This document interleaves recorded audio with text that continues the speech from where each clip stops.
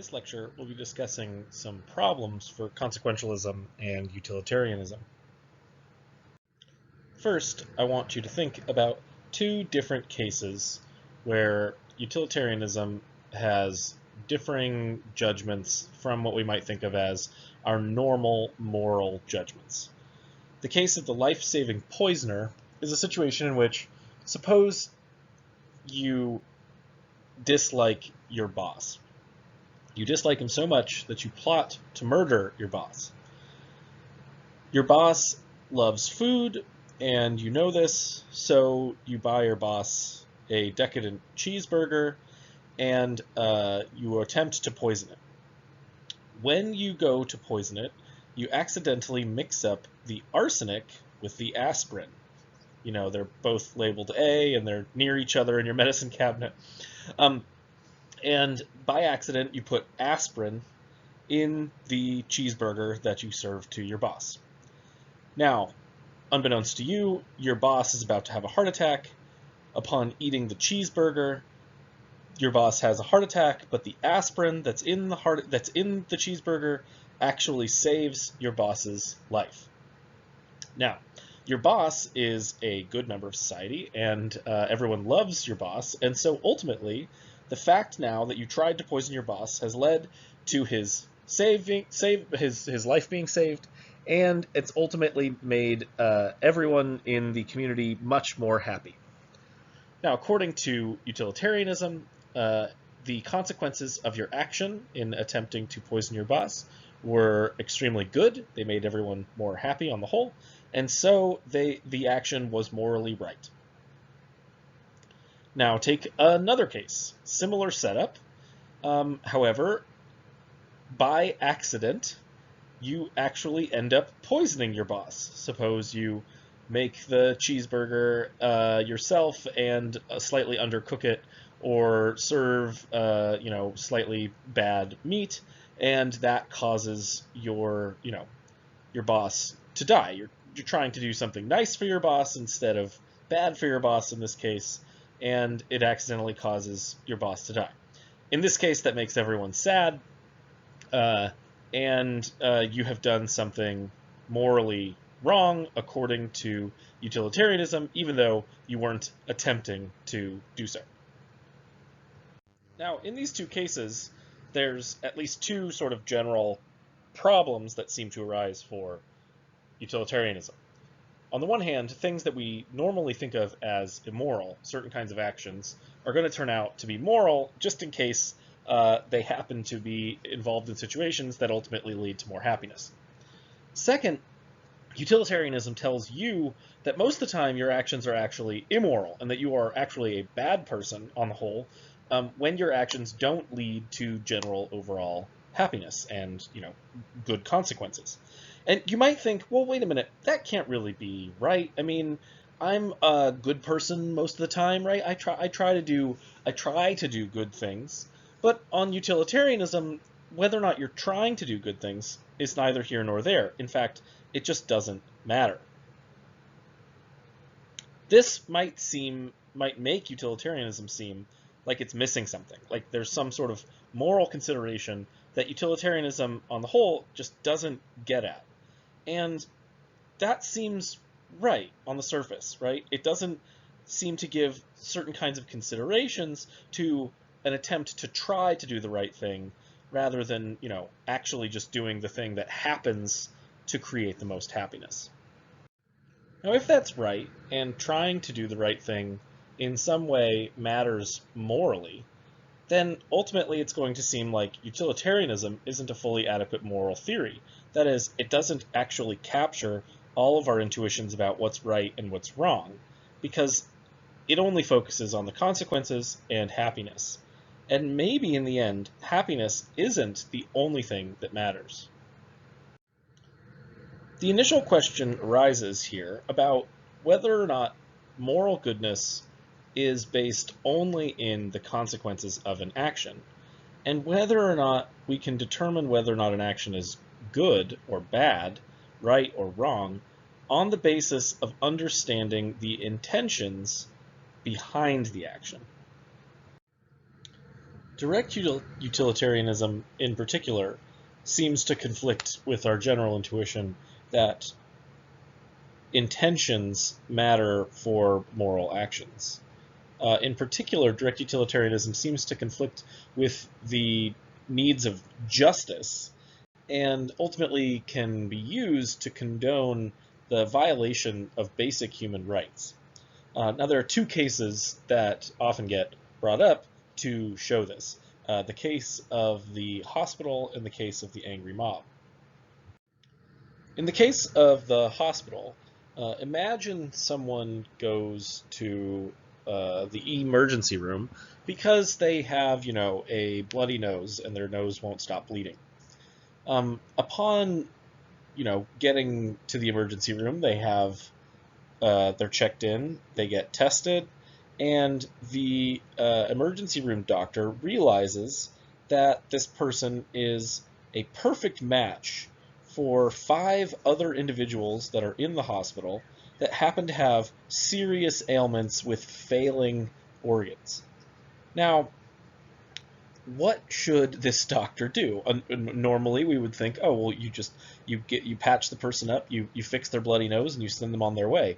But in this case, according to act utilitarian or direct utilitarian line, you might be able to promote the general happiness, maximize happiness, by actually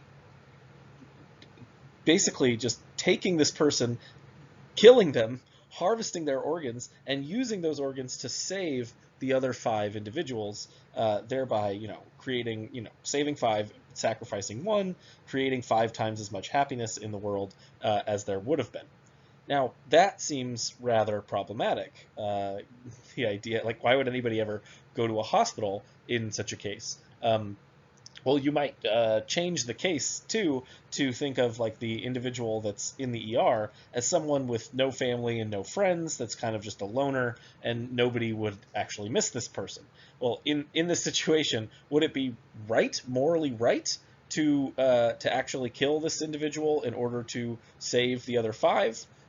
That seems like a problem for direct utilitarianism, because it seems like it's violating the individual person's rights in order to create happiness. Another case of interest here is the case of the angry mob. Suppose that there's some sort of riot forming in a small town, and in order to calm down the riot, the sheriff realizes that he can frame an innocent man. Now, the idea here would be to, framing the innocent man and thereby quelling the riot, given whatever the rioters are angry about, before the rioters, go out into the streets and harm other people and destroy a bunch of property, ultimately leading to a bunch of sadness, right? A bunch of unhappiness, a bunch of pain. Now, the utilitarian calculus here says, well, look, you can sacrifice one person's life and thereby save a bunch of property damage and probably the lives of a bunch of other people. So it seems like, what should be done in this case? Well, the sheriff should sacrifice one individual and thereby quell the riot. But this seems quite problematic, right? As, again, it seems to conflict with our notion of human rights, and this person is innocent, right? So they shouldn't be blamed for something that they haven't done, whether or not that's going to ultimately lead to, more happiness and less unhappiness on the whole. Direct or act utilitarianism, it seems, then conflicts with the dictates of justice. The view tells us to sacrifice an individual's rights whenever doing so would bring about more happiness for more people. But could this really be right? Could morality, or the correct moral theory, really require of us to kill, maim, harm, or injure anyone in order to bring about the pleasure of others? Maybe. I mean, if you think about cases like war, a justified war, where human life is ultimately on the line in order to bring about justice or peace, maybe utilitarianism ultimately can justify these things. But in these particular cases, it seems at least problematic. Another interesting problem or puzzle for direct utilitarianism is highlighted by the case of the trolley problem. The trolley problem is an example in which a runaway trolley is hurtling down the tracks towards 5 individuals. For some reason, there are 5 people on these tracks, and they're stuck or they can't get off. Who knows why? You happen to be standing near a lever, and you realize that if you were to pull the lever, it would divert the trolley away from hitting the 5. However, it would divert it to a different track where one person is somehow also stuck. In this case, the question then becomes, well, what should you do? Should you save 5 people, but then thereby doing something that leads to the death of one? Or should you do nothing at all? Would you pull the lever, saving the 5 and sacrificing the 1, or not? Normally, most people's initial response is that they think that they should pull the lever, sort of a gut reaction or moral intuition that saving 5 people and sacrificing one is, better than sacrificing one rather than letting 5 people die. However, the problem itself becomes more interesting when we change the example. Suppose instead of being near a lever, you're standing on a footbridge overlooking the trolley as it's hurtling by, and you're standing near a particularly large man. You realize that it's possible that that you were to push this large man off of the footbridge at the precise moment that he would land right in front of the trolley, thereby dislodging the trolley from the tracks, sending it falling off the side, thereby saving the 5 individuals that are stuck further down the tracks. And the question then becomes, would you push this large man? Most people's intuitions here seem to shift. Most people think, no, I would not push the large man, while I would pull the lever. Please, at this point, watch the trolley problem video that is posted on Canvas. Now, why is it that these two cases, the trolley problem, is a puzzle or issue for direct utilitarianism? Well, on the different situations, if the consequences are ultimately all that matters, then it looks like you should both pull the lever and push the large man. There's not going to be any morally relevant difference between the cases because the consequences are ultimately the same. In the one case, you save 5 and 1 person dies, and in the other case, you save 5 and 1 person dies. What could possibly be the difference in these cases, morally speaking, if the consequences are all that matters? You might at this point be suspicious of utilitarianism and want to reject it on the basis of thinking that there really has got to be some morally relevant difference between the two cases. But what could that morally relevant difference be? Can you think of anything?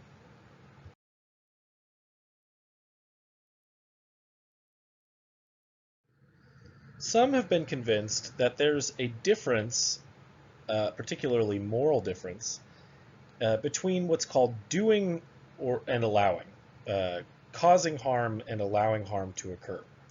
Now imagine these two different situations. In one situation, both of which are terrible, right? In one situation, you see that someone is about to get hit by a bus, and you do nothing to get them out of the way. In another situation, you push someone in front of a bus.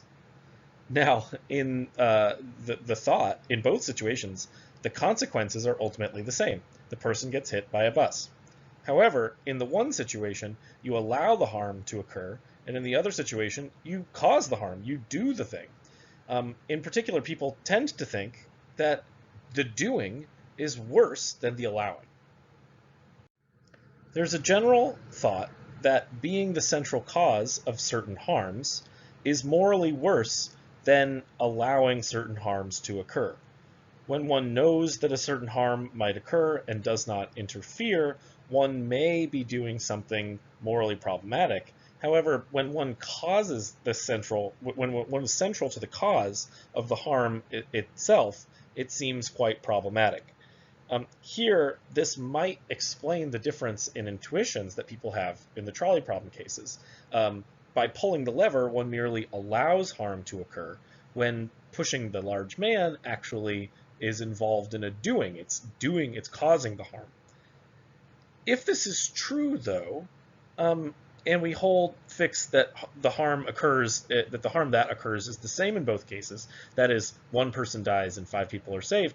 Then it's got to be the case that consequentialism, or at least utilitarianism of this sort, is false, because it seems like there's a moral difference, but the consequences of each situation are the same. There's a doctrine called the doctrine of double effect, which attempts to explain this sort of moral difference here and explain why intentions actually matter morally. And if intentions do matter, then for morality, then consequentialism has to be wrong, because something other than the consequences matter. Thereby, utilitarianism has to be wrong because something other than the consequences bringing about happiness matter. The two cases that are, or one case that's sort of interesting, the two different examples, is the case of the tactical bomber versus the case of the terrorist bomber. Imagine in a wartime situation, there's a munitions factory that is located close to an elementary school. Now, in the tactical bomber case, a person that wants to end the war sooner in order to bring about peace is going to bomb the munitions factory with the recognition that the children's school is nearby.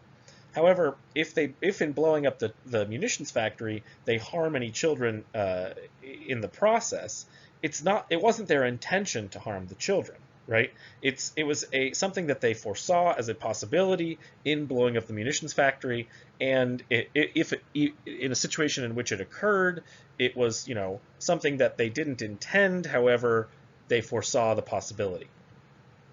In the other case, the terrorist bomber case, the terrorist actually intends for the school to be blown up and intends for as much harm and destruction to occur when blowing up the munitions factory.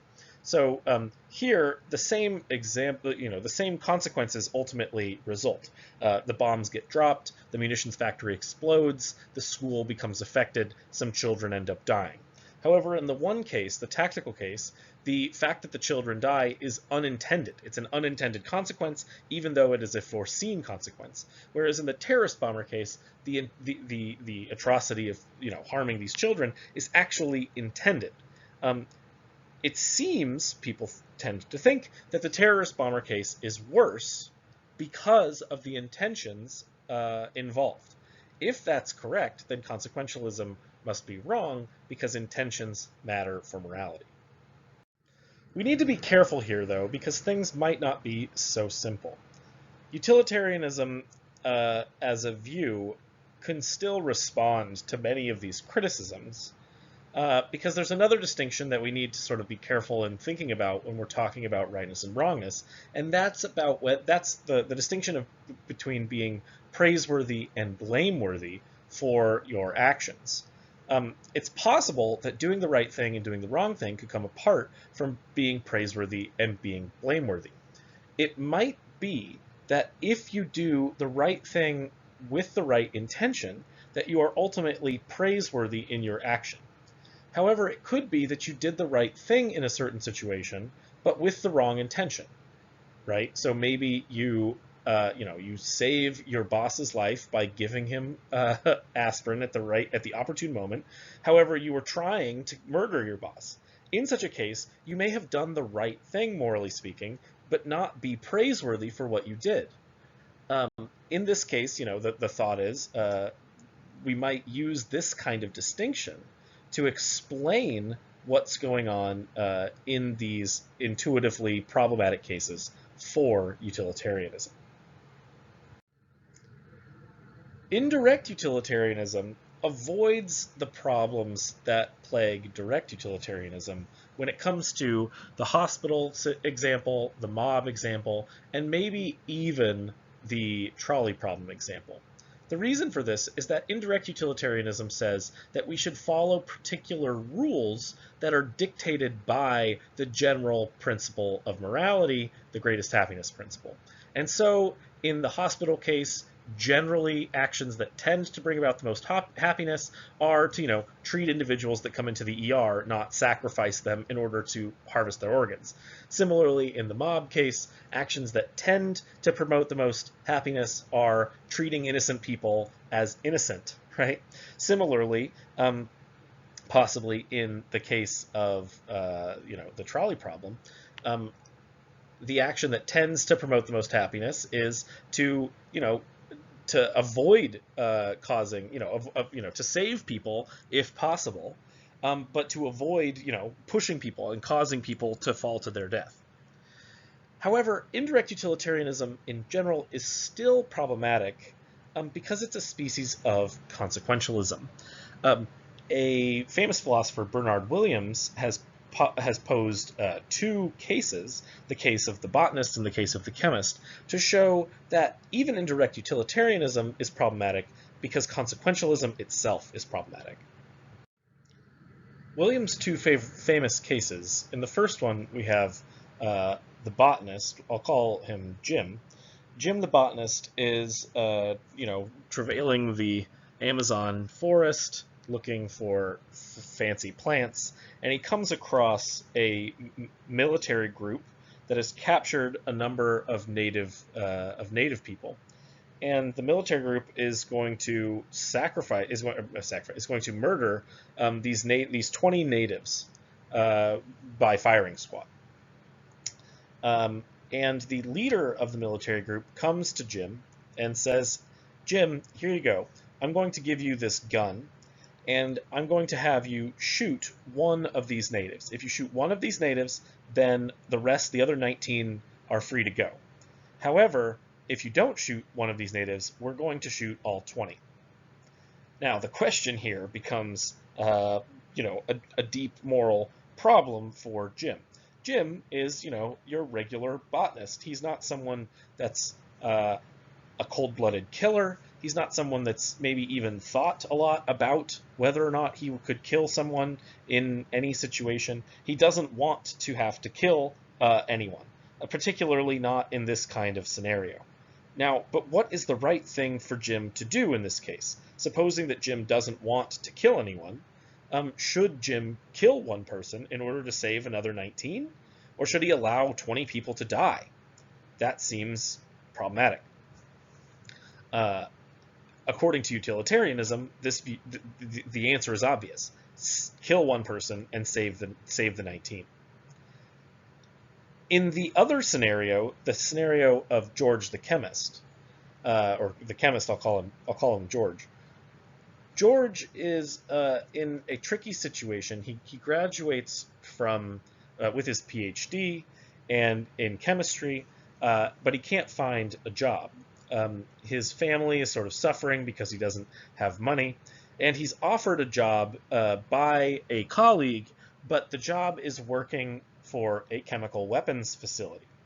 Now, in George's sort of life goals, life plans, he wants to use his chemistry degree for good. He has a serious problem with the manufacture and use of chemical weapons.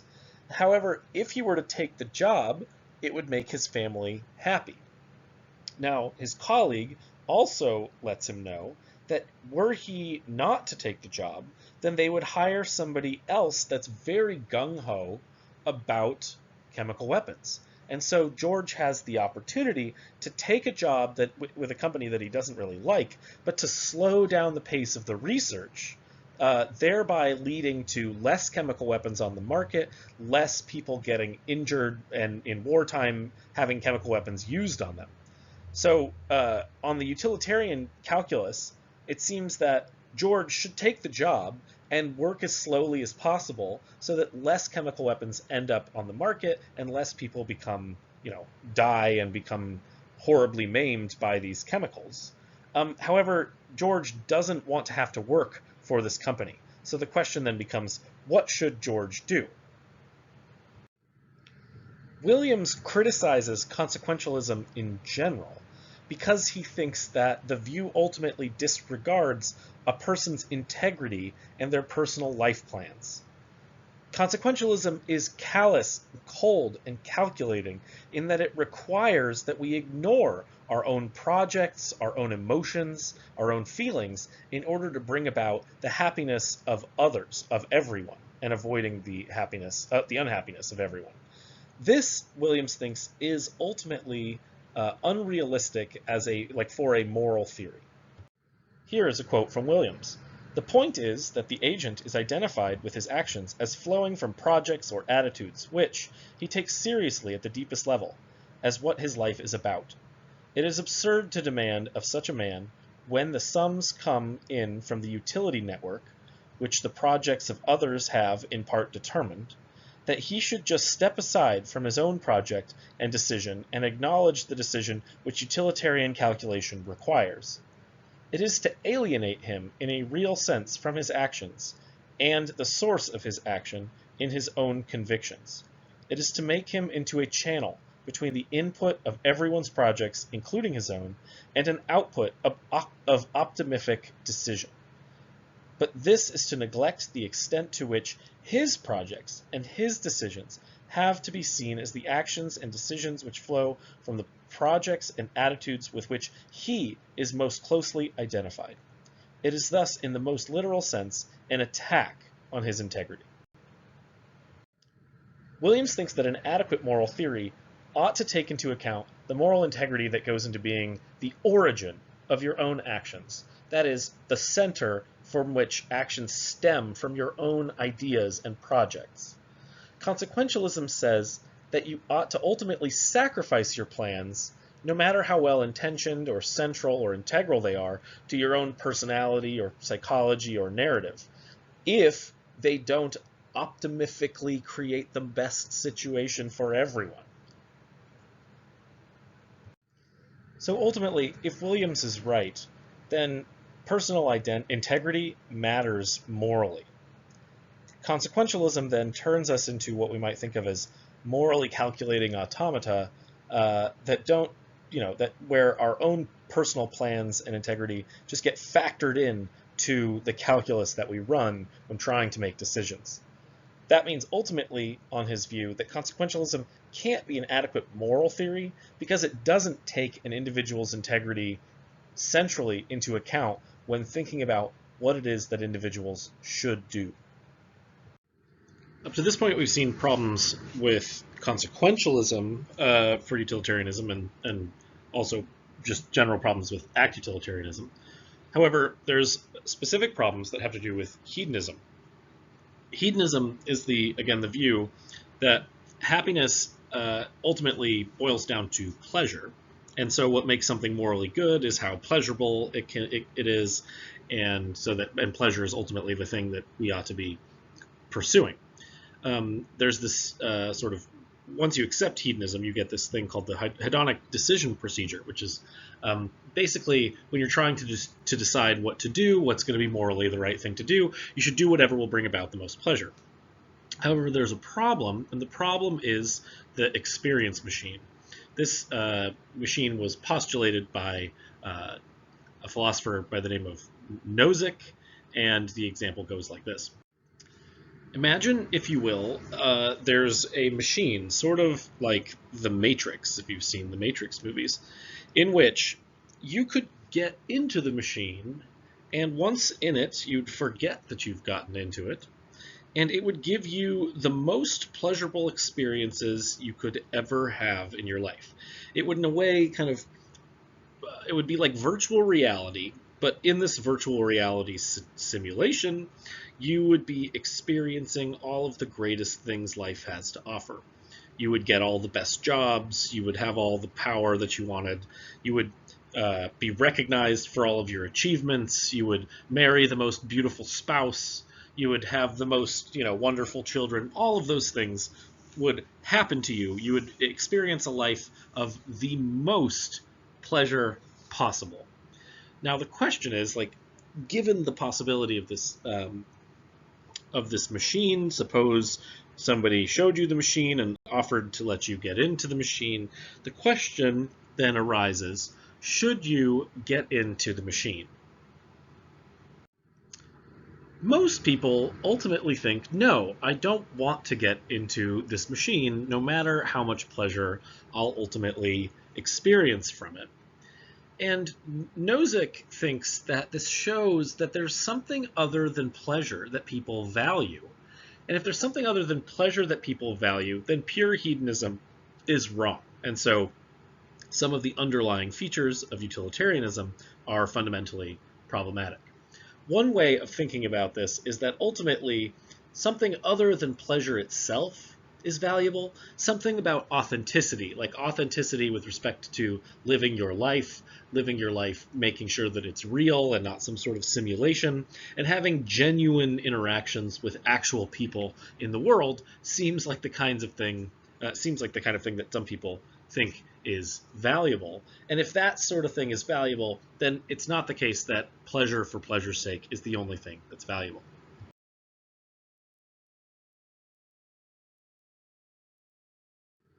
Taking all of these criticisms for granted, utilitarianism is still an interesting moral view that has a lot of applications.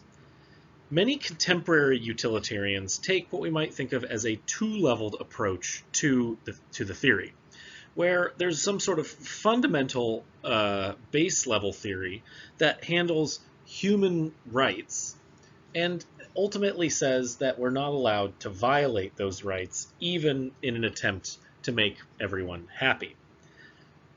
The utilitarian calculus then comes in on top of the basic theory of human rights and is used to deal with moral decision-making about anything that doesn't have to do with conflicts in human rights. This kind of utilitarian thinking is pretty plausible and works, I would say, very well for lawmakers and governments.